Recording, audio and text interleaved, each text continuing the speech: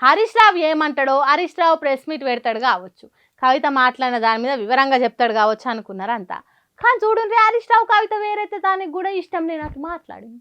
నా 25 ఏళ్ల రాజకీయ ప్రస్థానం తెలంగాణ ప్రజల ముందు ఒక తెరిచిన పుస్తకం లాంటిది.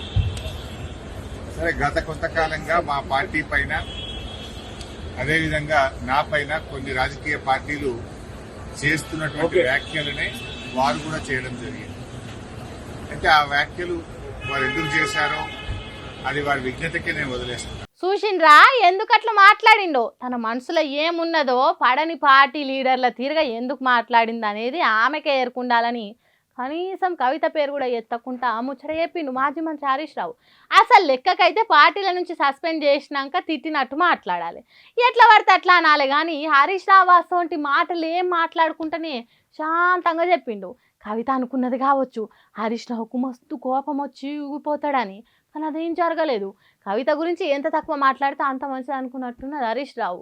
నేనేంటిదో నా పనితనం ఏంటిదో ప్రజల కోసం ఎంత పాటు పడతానో ఎవ్వరో చెప్పుడు కాదు, అన్ని ముచ్చట్లు జనాలకు తెలుసు అన్నట్టు చెప్పిండు.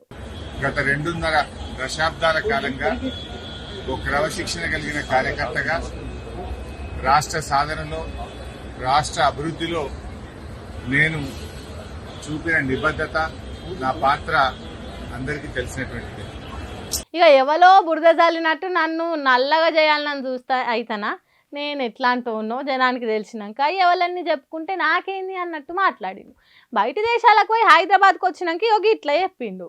పాపం కవితక్క ఎంత బాధపడుతున్నదో ఏమో. హరీష్ రావు సారు కనీసం తన పేరు కూడా వలకకుండా మాట్లాడినందుకు ఆమె ఎంత పెద్దగా మొత్తుకున్నా తీసి పారేసినట్టు హరీష్ రావు చేసే వరకు ఇంకెంత కుమిలిపోతుందో ఏమో అని అంటుర్రు హరీష్ రావు మాటలు విన్న జనాలు.